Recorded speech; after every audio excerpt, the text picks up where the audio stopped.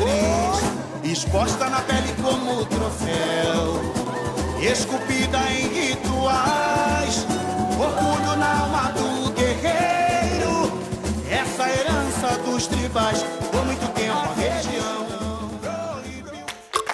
Gosta de praia, já praticou esportes, tem também um pé nas artes, canta, dança, fundou o Mopartes e o Instituto Vida Nova. Américo Nunes Neto vive com HIV desde 1988. Eu acredito que nada é por acaso, é destino. Acho que eu vim aqui para uma missão. Eu acredito que estar dentro do movimento de luta contra a AIDS é a minha missão. O Américo sempre foi uma pessoa introspectiva. E o Américo criança, eu acredito que ele era um pouco rejeitado. Minha mãe é preta, meu pai branco, olhos claros, toda a família. O Américo preto sempre ficava ali meio que de escanteio. Com todo o cuidado da minha mãe, com toda a preocupação da minha mãe, mas o carinho do meu pai não era muito afetivo. E a questão da sexualidade, como é que veio? Como eu praticava muito esporte, então eu passava desapercebido. Eu não era um menino afeminado, eu era muito discreto, muito na minha, muitas namoradinhas querendo. A sexualidade, ela começa a ser desenvolvida, a minha orientação sexual, eu acredito que a partir dos 19 anos. E entrando, né, dentro do status sorológico, o envolvimento dentro do movimento, aí ela começa a externar mais. Eu começo a me libertar.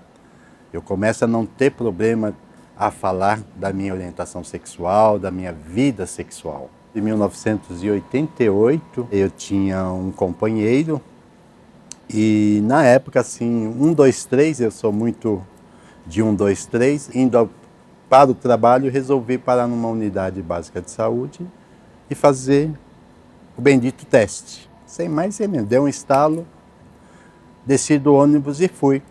E aí foi muito interessante, porque até então eu estava super tranquilo. A partir do momento que eu fiz o teste, aí começa, né, os fantasminhas, as angústias. Demorou acho que quase 3 meses, Roseli, para sair o diagnóstico. Então, nesse período, muitos fantasmas. Para quem falar, como falar, eu vou ter que falar da minha orientação sexual, né? Vão me perguntar como que foi isso. E aí você deita pensando, acorda pensando. E na época, claro, né, a gente recebia sentença de morte, não tinha nenhuma orientação.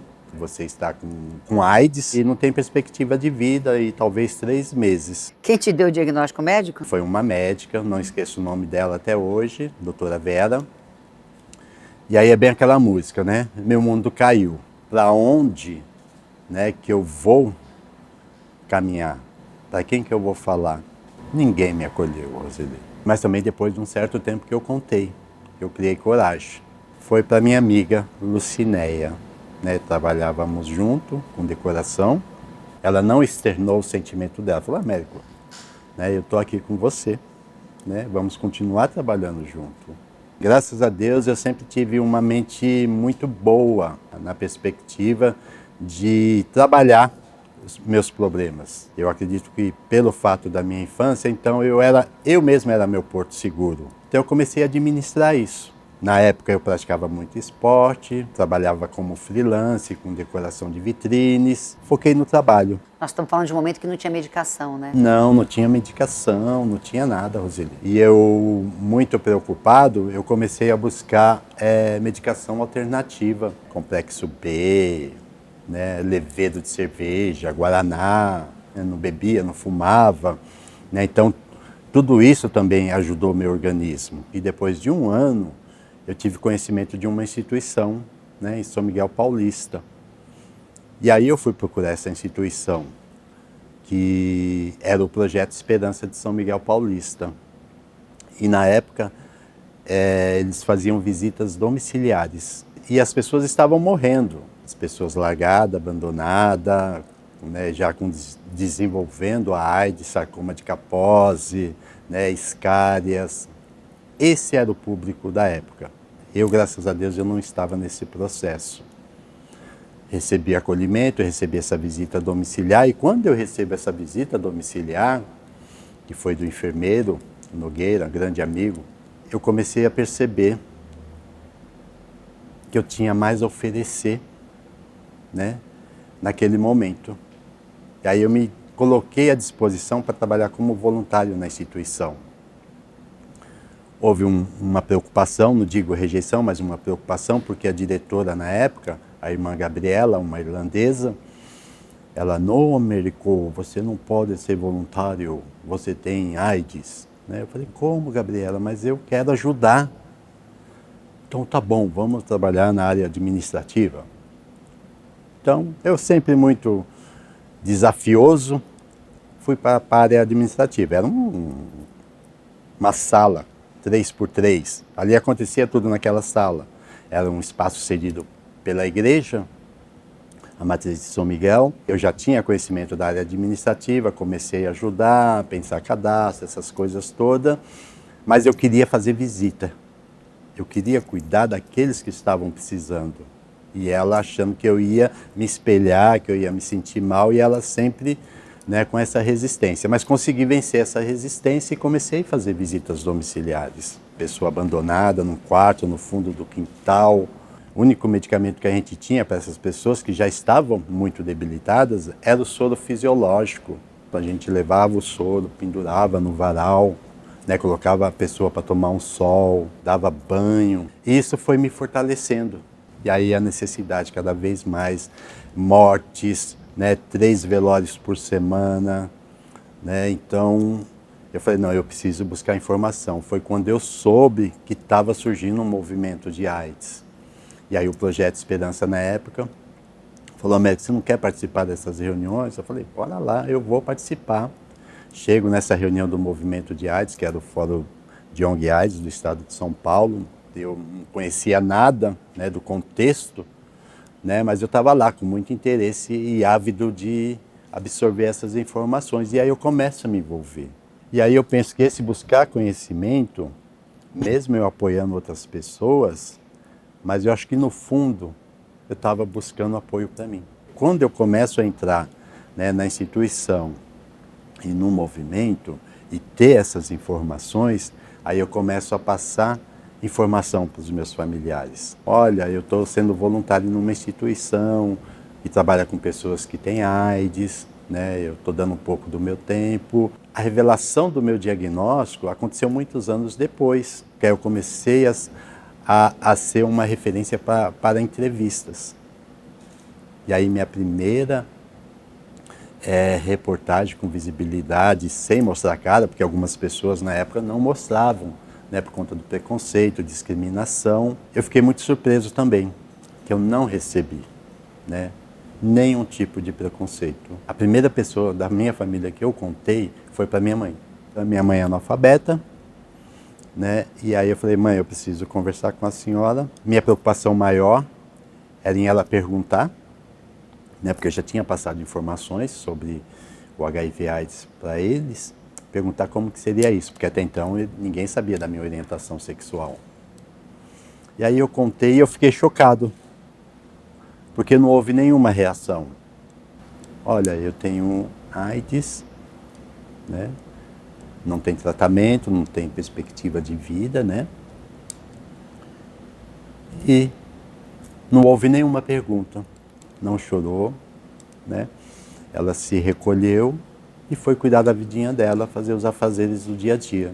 Isso me chocou bastante e, consequentemente, também contei, para minha irmã, a Cristina, hoje falecida, e também não houve nenhum tipo de questionamento. Muito louco isso. Muito raramente, minha irmã perguntava, você está indo ao médico? Mas muito raramente. Você não chegou a adoecer nunca? Não cheguei a adoecer. Graças a Deus, nunca cheguei a adoecer. Tive uma circunstância de câncer, isso foi em 2011, mas depois de muito tempo. E foram aí 6 anos de tratamento. E o interessante é que ter o diagnóstico do câncer mexeu mais comigo do que o diagnóstico do HIV. Ali, quando eu recebi o diagnóstico do câncer, eu tive o medo da morte. O HIV ficou em outros planos e aí eu fiquei muito debilitado, processo de quimioterapia, radioterapia e emagrecendo cada vez mais. Toda vez que eu ia fazer uma ressonância magnética, toda vez que eu ia tomar a profilaxia, eu me agarrava com a cidinha. A Cidinha é Nossa A Senhora Cidinha. Aparecida. Exatamente, a Cidinha. Eu vivia à base de morfina, 24 horas, né, muitas dores, e mesmo assim eu ainda ia trabalhar. O nosso querido e saudoso Araújo, ele ainda falou, bicha, mas não caiu teu cabelo, não caiu nada, né? Então a gente ainda brincava, né, com a doença, né? Mas não foi fácil, o câncer não foi fácil. Você teve muitos momentos de superação na vida, Américo. Eu queria que você falasse um pouquinho desses momentos para nós. A perca da minha mãe, né? Uma senhora nordestina, sem cultura nenhuma, né? Que me fez ter o entendimento, né? Da honestidade, do trabalho. Acordávamos 4.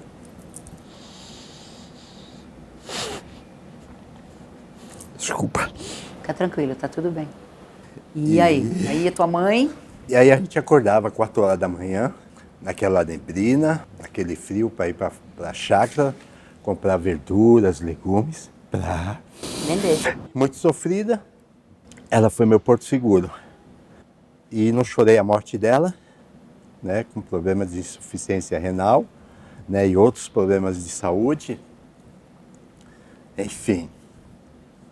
E quando, né, ia para a feira vender esses legumes, ia para a rua vender sorvete, vender limão em porta, eu, muito criativo, eu fazia aqueles carrinhos de rolemã para pegar as donas de casa, levar sacolas dela para o domicílio. Então eu sempre trabalhei muito, né? E quando eu consegui ter, né, uma situação mais ou menos favorável, né? Foi minha primeira aquisição de um veículo, um Fusca na época, né? Mas a minha vontade era pegar minha mãe e levar para passear, levar ela para fazer tratamento de hemodiálise, mas não deu muito tempo, foi no máximo um mês depois que eu consegui ter esse pequeno bem. Em algum momento eu cheguei a pensar, falei, não posso cair, né? Eu tenho que ser forte. E fui superando. Como é que foi começar a tomar remédio, Américo? Bom, primeiro que surge o AZT na época, mas eu não queria o AZT para mim. Como eu já fazia visitas domiciliares, eu já sabia dos efeitos colaterais, que era muito forte, as pessoas ficavam acinzentadas, né? Ficavam anêmicas. Quando começa a surgir os antirretrovirais, e eu com a imunidade fortalecida, também não quis tomar logo no início. Eu falei, eu só vou tomar quando realmente houver necessidade. E aí passaram-se, eu acho que mais ou menos uns 10 anos sem eu tomar, né, os primeiros antirretrovirais. Minha imunidade foi baixando, né, a carga viral começa a aumentar, e aí não tinha alternativa, eu tinha que tomar, ou toma, né? Ou complica? Ou complica ou vai para outro plano. E aí eu comecei a tomar. Por um determinado momento, eu falhei na terapia, era uma violenta carga de medicamentos. Teve época que eu cheguei a tomar, acho que uns 18 medicamentos. Por dia? Por dia. Porque aí tinha os remédios para os efeitos colaterais. Suspendi a medicação, não façam isso, pelo amor de Deus, né? Não sou exemplo para isso. No período se falava holiday, férias, né, da medicação, mas eu percebi que eu precisava tomar. Aí eu peguei firme na terapia. Hoje eu estou indetectável, com 100% de adesão. Quando a gente se fala da saúde integral, Roseli, não é fácil, porque não é só estar bem, né, fisicamente, você depende, né, de uma integração, situação socioeconômica, moradia, saneamento básico, né, alimentação, e muitas pessoas não têm isso. Como é que foi esse seu processo de ajudar a construir um movimento que hoje é reconhecido nacionalmente, internacionalmente, apesar de tudo, né, do momento que a gente vive em Brasil e da pandemia? O meu diagnóstico, ele veio positivo nos dois sentidos. Positivo enquanto, né, ao vírus, mas positivo também em pensar um outro contexto de vida. Porque até então o Américo não se preocupava com ninguém. O Américo só queria trabalhar, só queria estudar, roupas de boas marcas, e eu não me preocupava com ninguém, muito vaidoso. Após o HIV, aí começa uma mudança. Eu começo a ver a vida com resignação, né? Começo a pensar e me colocar na questão da empatia. Esse foi o primeiro processo de mudança. E aí, buscando informação, me envolvendo, né? Participando dessa instituição, do Projeto Esperança, criando o Instituto Vida Nova no ano de 2000, assumindo a presidência do Fórum da ONG AIDS do Estado de São Paulo, né? Assumindo o MOPAIDS, o Movimento Paulistano de Luta contra a AIDS, assumindo representações de âmbito estadual, nacional do movimento de luta contra a AIDS, brigando por direitos humanos e por políticas públicas de saúde. As tecnologias das novas drogas, né, avançou bastante, mas ainda temos muitos desafios. Quantos remédios você toma hoje? Hoje eu tomo 3 e quero tomar um dia, apenas um, ou tomar a injeção a cada 2 meses. O que é ter HIV hoje é ter a consciência, né, dos cuidados, da adesão ao tratamento e das ações de prevenção. Escolher a melhor forma de se prevenir. Hoje a gente tem um leque, né, de oportunidades de prevenção. E pensar na prevenção também secundária, outras comorbidades. Ter HIV hoje é ter a facilidade do acesso, né, a esses tratamentos, a essas novas tecnologias, mas não pode desconsiderar, né, a perca de milhões de pessoas que lutaram para que isso chegasse hoje. Perdemos muitos ativistas, né, levantando essa bandeira para que as pessoas que estão se infectando hoje, né, tenham uma melhor consciência e tenham uma melhor alternativa de tratamento. Que permeia ainda nossas histórias com AIDS, do início da sua infecção até hoje? Ainda tem violação de direitos humanos, ainda tem discriminação, ainda tem preconceito, né? Ainda tem as pessoas que estão chegando no serviço, não são bem acolhidas. Hoje o foco da assistência está muito focado nas ações de prevenção, mas isso não basta. Quanto mais oferta do diagnóstico, aumenta o diagnóstico também das pessoas com status sorológico, e aumentando a rede de saúde, praticamente continua a mesma. É uma tecla que o movimento bate faz tempo. Veja, você tem mais disponibilidade de acesso à informação de diagnóstico, mas a qualidade do acolhimento, que é o que gera toda a possibilidade de transformação, ainda parece que é do século XX, né?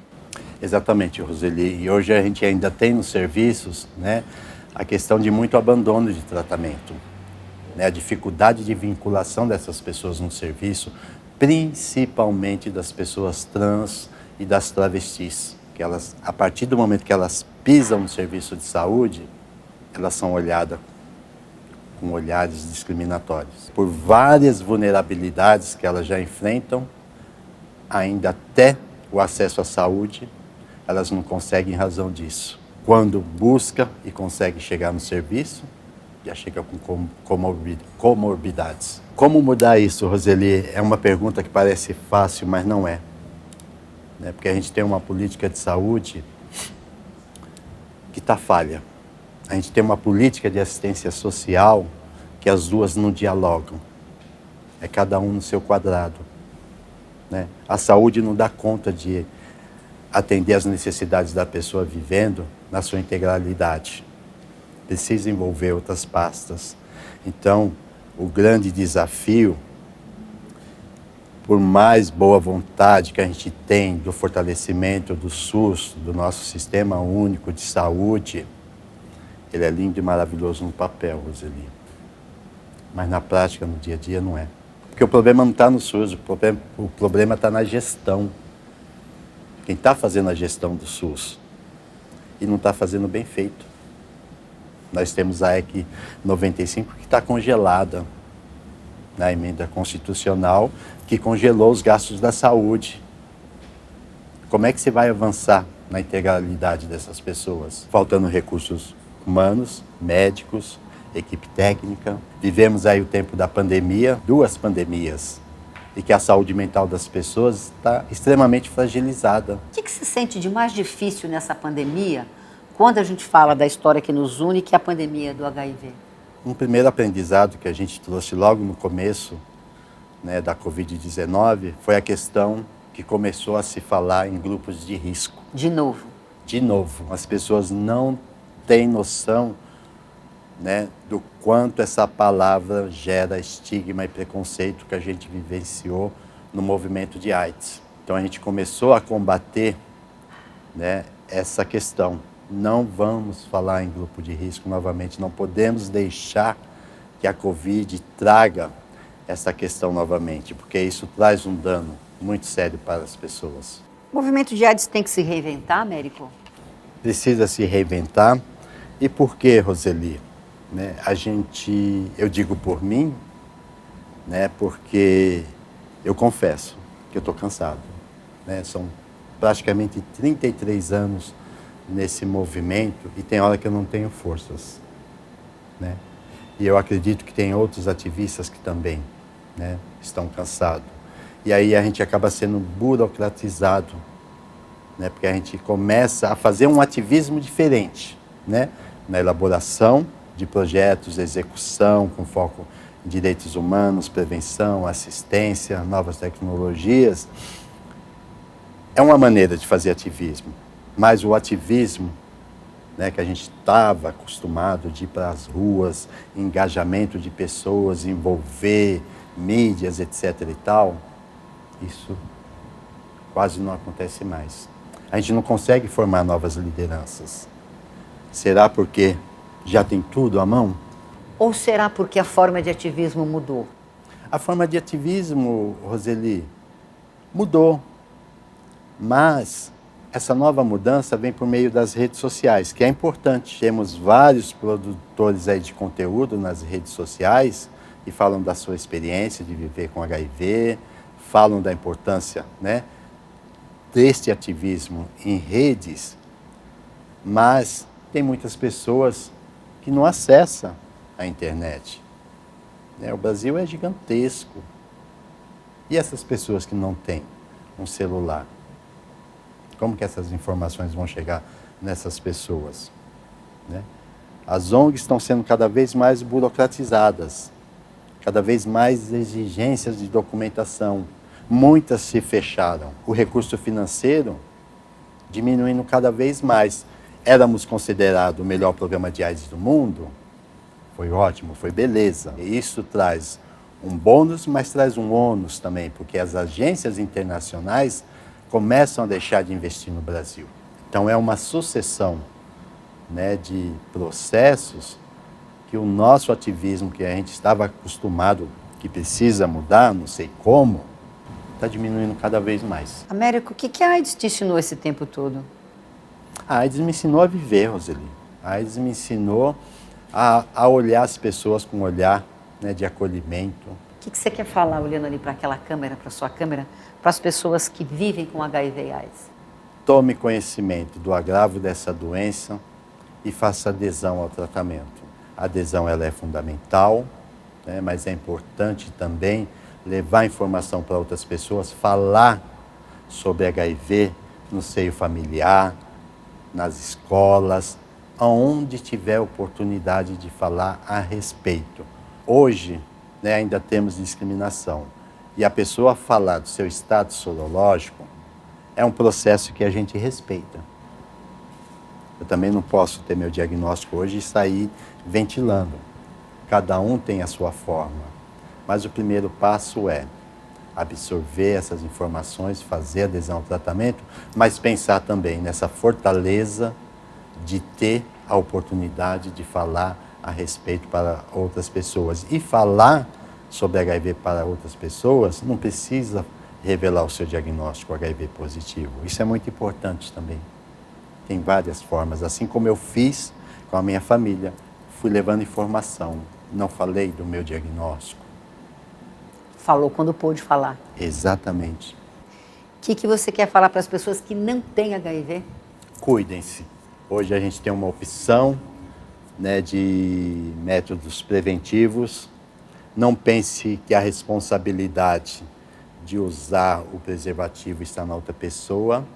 Usar o preservativo, a responsabilidade está na gente. Eu me amo, eu me cuido, eu me gosto, então eu vou usar o preservativo ou não. Mas aí eu posso adotar a PrEP, mas pensando na profilaxia, pré-exposição, pensando que também eu preciso fazer os exames de prevenção às infecções sexualmente transmissíveis periodicamente. Vivenciamos uma epidemia de sífilis. Isso é muito sério também. O que você quer dizer para os profissionais de saúde? Acolhimento. Vamos ter mais empatia, porque a pessoa, quando chega no serviço, ela não tem que ser atendida só no ambulatório. Os profissionais precisam pensar nessa pessoa quando ela sai do serviço para fora. Quais são as relações dessa pessoa, como que ela vive, quem são o suporte dessas pessoas. A humanização, ela é fundamental. E aí quando a gente pensa nessa questão do I igual a I, está, né, é indetectável, né, é um avanço importante, e eu penso que ele é importante também, Roseli, de tirar um peso, né, de estigma em cima das pessoas, né, que as pessoas vivendo com HIV não são pessoas vetoras do vírus. Anteriormente eu não pensava, né, nesse processo de estar indetectável, né, se estaria vivo, né, e daqui 4, 5 anos, quais serão as novidades? Tem muitos estudos acontecendo no mundo, então é processo. Você é uma pessoa que construiu várias parcerias e as suas parcerias foram muito exitosas em tudo que você fez. E nessas parcerias todas de movimento que a gente estava conversando aqui, eu lembrei do Jorge. Nós temos que falar do Jorge. Pois é. Porque o Jorge é seu parceiro, é uma pessoa que vive também com HIV e juntos vocês construíram muita coisa. Sim, o Jorge foi meu porto seguro, porque eu conheci o Jorge visitando, né, um companheiro dele. Em 1988, 2 anos depois, a gente já estava morando juntos. O companheiro dele faleceu, infelizmente, e ele tinha que seguir a vida dele, né? Ele estrangeiro, né, chileno, morando sozinho aqui no Brasil, e acho que de repente ele viu em mim um porto seguro também. E juntos caminhamos até hoje. E ele é o meu grande incentivador, principalmente quando tivemos que fundar o Instituto Vida Nova. Eu falei, Jorge, eu não sei se eu quero isso. Ele falou, não. Né? É um desafio, você tem expertise, você tem experiência, é o que você gosta de fazer. Eu estou aqui do teu lado. É totalmente, né, o oposto.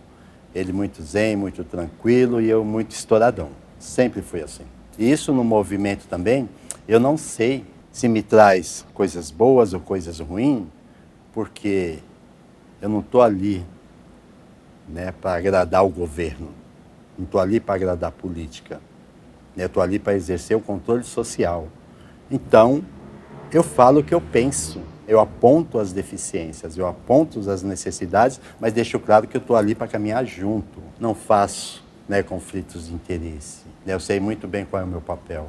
Né, e da mesma forma, quando o médico me atende, eu não quero um médico que me dá tapinha nas costas. Não, médico, tudo bem, tudo lindo com você, tá bom, tá bonito, tá saudável. Não, doutor, eu quero que você me examina, eu quero que você peça exame. Né? Não quero tapinha nas costas, eu quero que ele cuide da minha saúde. Eu já vivenciei isso e já tive essa discussão com o meu médico, quando eu troquei, né, de médico, infelizmente. Né? Troquei porque a minha médica ela precisou ir para um outro status, né, da área da saúde. Então, eu fui obrigado a buscar um outro infectologista. E nas 2 primeiras consultas, na primeira, tudo bem. Né? Fiquei observando a conduta dele. Na segunda, eu falei, doutor, o senhor não vai me examinar? Não vai usar o estetoscópio aí? Né? Você quer que eu te examine? Eu falei, claro, eu estou aqui para isso. Né? E aí, foi muito interessante também. Né? Porque aí ele começou a querer me conhecer, e aí quando eu falo que eu participo do movimento, mudou a conduta. Mas isso não deve ser assim. O atendimento tem que ser igual para todos. Viver hoje com HIV no século XXI, Roseli, é mais tranquilo, mas não é menos complicado, porque a pessoa ainda passa pelo processo. Se vai revelar, vai depender da conduta, de vida que essa pessoa tem, né? Então, cada um tem o seu processo de ter o diagnóstico HIV nos dias de hoje. Pode ser com mais tranquilidade, pode ser mais complexo, pode ficar no isolamento, que isso acontece, né? As pessoas se isolam, se afastam, não quer ter uma vida sexual ativa. Ainda é o desafio. Por quê? Preconceito, discriminação e a política de saúde. Tudo isso precisa mudar. Precisa, muito e urgente, Roseli. Mas, de uma certa maneira, não é como em 1988, quando eu recebi meu diagnóstico, minha sentença de morte. Canta uma música para nós aí que te define. Não quero lhe falar, meu grande amor, das coisas que aprendi nos discos. Quero lhe contar tudo que eu vivi e tudo que aconteceu comigo. Viver é melhor que sonhar. Eu sei que o amor é uma coisa boa, mas também sei, e por aí vai. Esse é o Américo Nunes. Muito obrigada.